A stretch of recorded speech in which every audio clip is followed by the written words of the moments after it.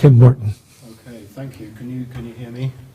Usually don't speak loud enough, so thank you so much for having me to this panel, and I feel a little bit kind of like we've all been asked to be the Lorax, you know, and we speak for the trees, and after this we're going to sort of hoist ourselves into the air and disappear. But you know, part of that feeling actually is a feeling of immense sort of privilege, and why the hell am I doing this? Why have I been asked to do this? And a feeling of urgency, yeah. And there's some kind of sense of how can we put climate change even into words? There's something about climate change that's almost unspeakable. So in the spirit of sort of breeding in the demilitarized zone, that Robert very kindly offered us that phrase, I'm going to try to breed some ideas in this hopefully demilitarized zone right now. First, I'm going to talk about the face of this is called creativity in the face of climate change. Yeah, so I'm going to first of all say what I think we're in the face of, and then I'm going to talk about creativity in the face of that. So yeah, the question is, of course, what is this climate change, and how much is it, and how long is it going to go on for, and how long have we been in it? Has it started yet? You know, all those sorts of questions are kind of symptoms, actually, of how far in we actually are to this moment, which you could describe, if you were a fan of Alain Badiou, as an event, you know, with a capital E, which I actually think, thank you, Carolyn, for pointing out the credit crunch. It's not only like the credit crunch, it is the credit crunch in some way. The credit crunch being about the collapse of the economy, some kind of possibly temporary sort of gap in that symbolic order has been revealed, and the rug's been pulled out from under our feet, and we've realized that this thing called Wall Street isn't over there. You know, it's not like something that just happens to us, like a cloud or a mountain, that actually it's in my wallet, right? And that Main Street and Wall Street are actually not separate, but they are in fact kind of somehow extremely intimate, like two sides of a piece of paper. I think exactly the same thing is going on with climate change, because what's happening in a way is that we're realizing that, you know, like that awful Michael Jackson song, "We Are the World," you know, but not in a kind of nice utopian hippie way, yeah. We're realizing it the hard way, and that has to do with realizing that absolutely everything is interconnected. You know, so the leg bone's connected to the head bone, and the head bone's connected to the foot bone, and the foot bone's connected to the earth bone's connected to the toxic dump bone, the toxic dump bone's connected to the mercury bone is connected to the inside of my bloodstream bone, and I'm in a hell of a mess, you know, and I'm in a hell of a mess. So I think the word we're looking for here is grief,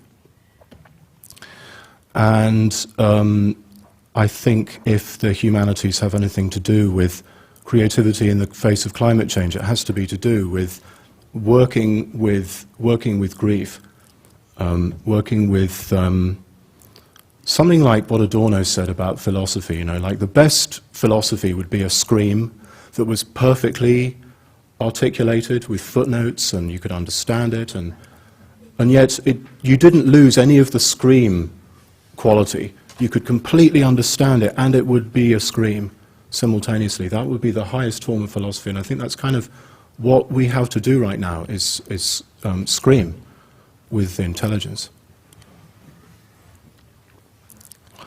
So in some way, being in the midst of climate change, it's like being in war, you know, which is also happening, of course. You know, it's everywhere and it's nowhere at the same time.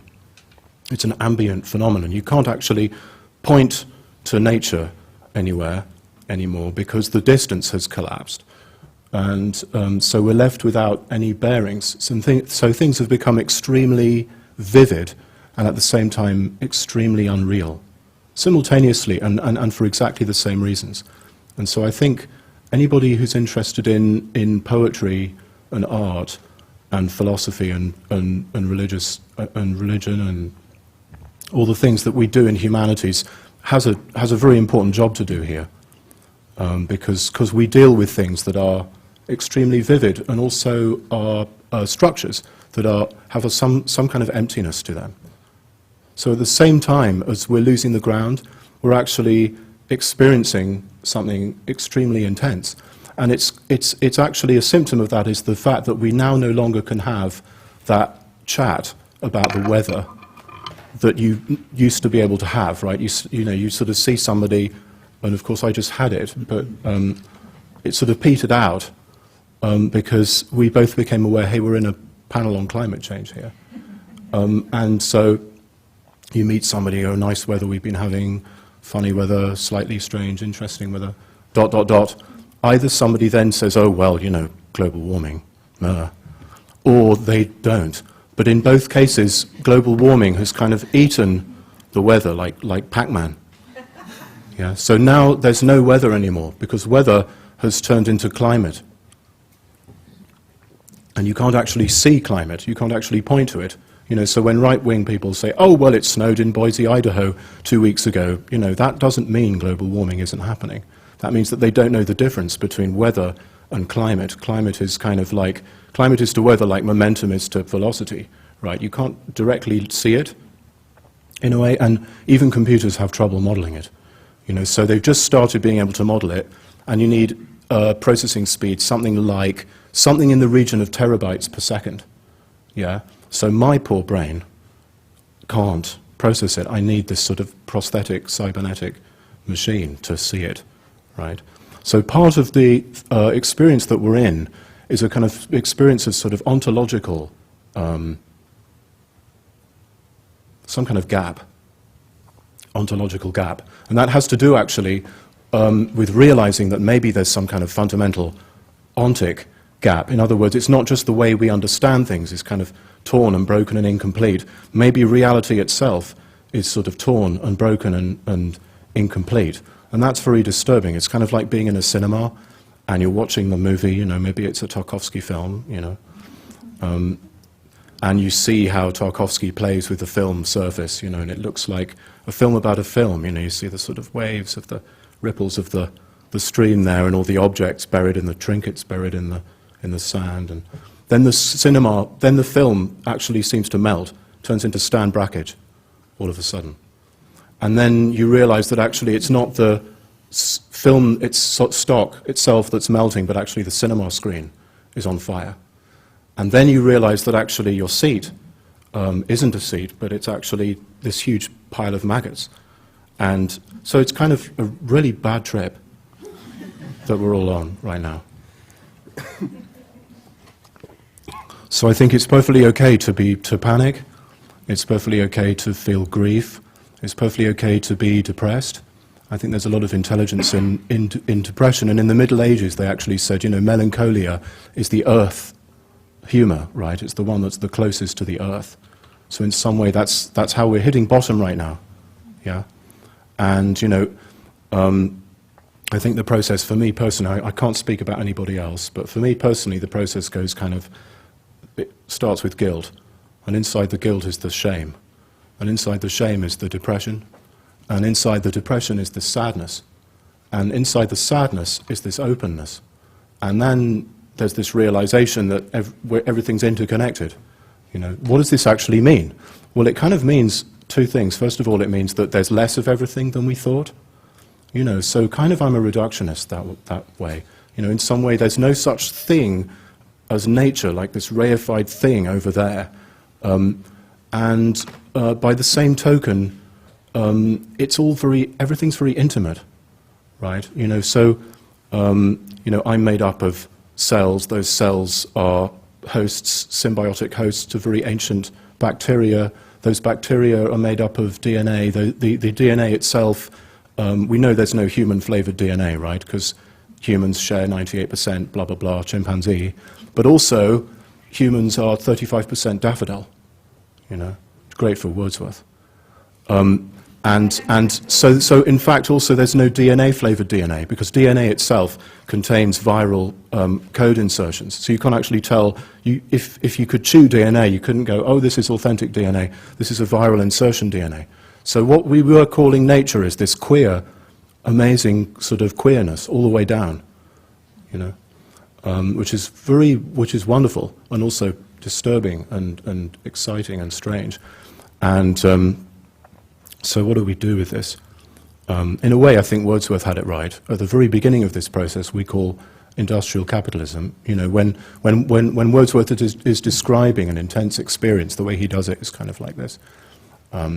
The experience I was having was so intense that I almost didn't realize I was having it. That's kind of where we're at right now. It's like being in a car crash. Everything's totally vivid, time slows down, you can see everything, car is crashing.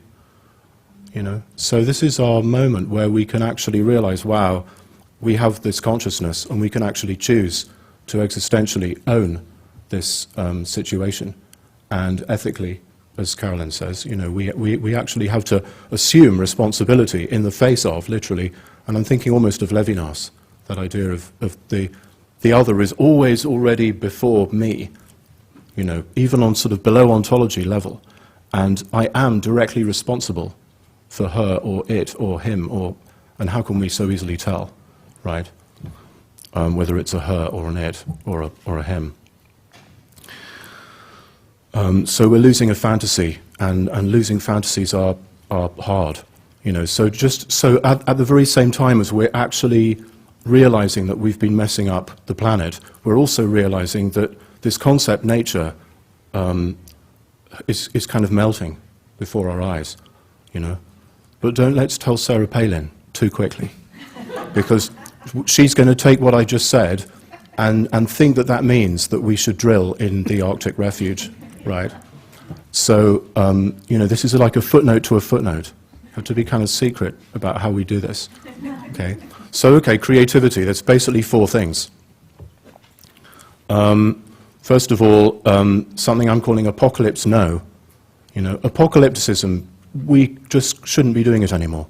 Because apocalypticism assumes that there's this catastrophe that's about to occur, and there's some kind of amazing sort of voyeuristic, almost sadism about apocalyptic language that's about like having a video of your own funeral. You know, like I'm still existing and I can see the world as if it had been destroyed, you know. So I think that's a bit of a problem.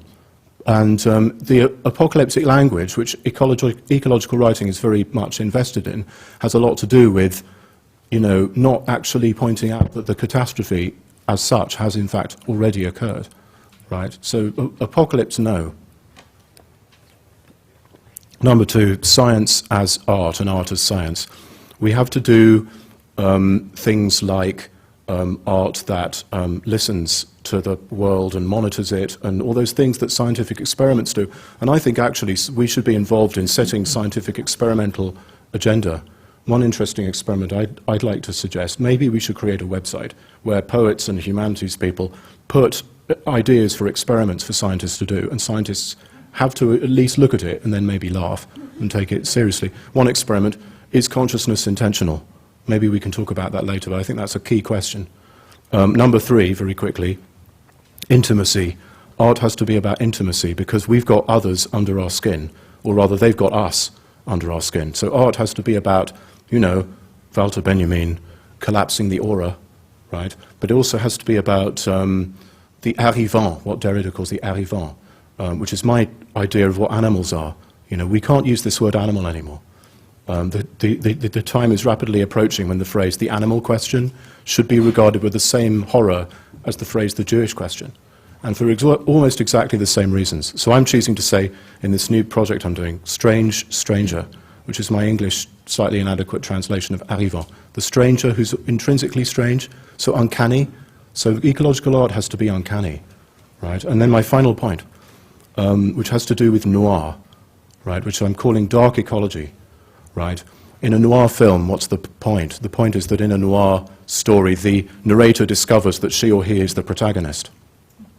This is exactly the situation that we're in right now.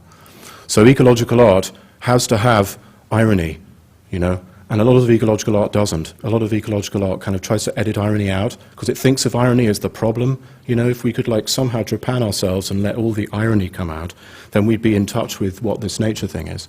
But actually, no, I think there's actually some kind of ecological truth in irony. And then my very, very last point is that humanism, in general, is about hesitation. You know, so while the whole world is running around, quite rightly, going, the sky's falling, we've got to do something now, now, now, now, in a way, humanism has to be saying, wait, slow down, hold on. Emergency brake. Yeah, that's our job. Thanks.